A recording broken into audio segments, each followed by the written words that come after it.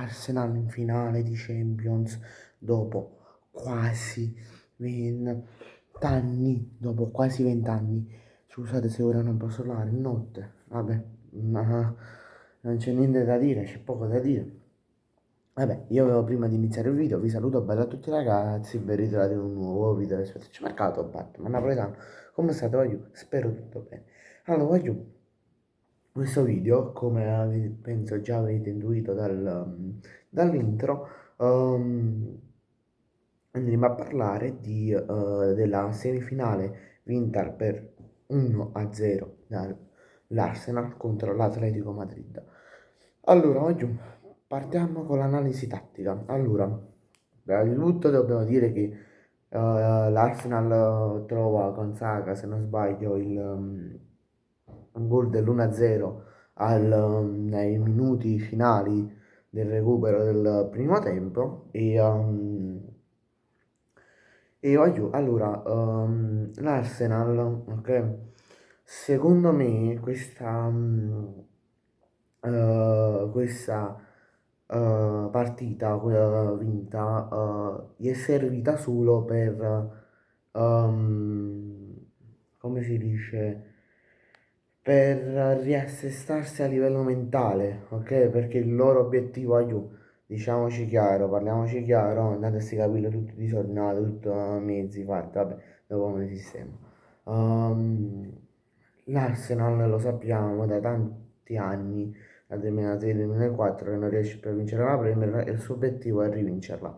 Rivincere la Premier, quindi questa partita, e voi dite che c'entra Premier e Champions? Questa partita gli è servita proprio a riassessarsi a livello mentale dopo due sconfitte, il City che ha riaperto la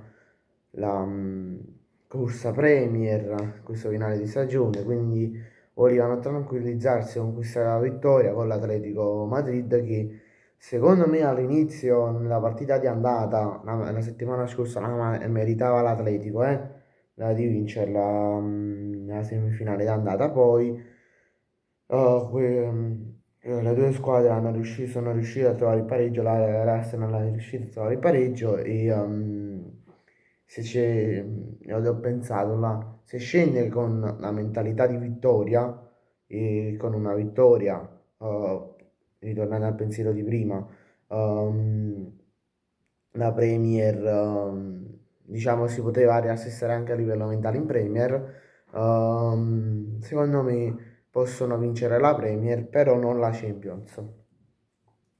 Perché chi vince domani, mercoledì, tra PSG e Bayern Monaco,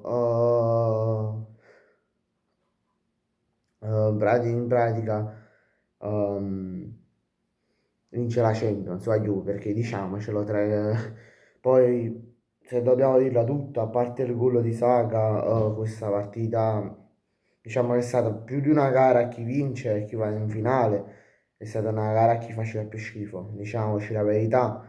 Ok, ci sono stati dei meriti da parte di entrambe le squadre, però non è che queste due squadre questa sera hanno fatto così tanto bene, se dobbiamo dire la verità. Perché diciamo che è stata un po' una partita come un come la partita di sabato Como Napoli, che non è successo quasi niente, ma è successo solo il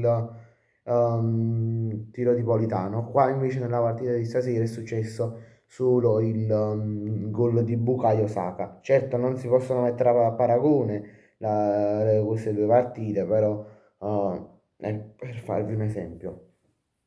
Vabbè, io non ho nient'altro da dire, vi ricordo di lasciare like, di iscrivervi al canale e di lasciare pure un bel commento che supportate il mio canale e anche me. E voglio, ci vediamo domani con un prossimo video. Ciao!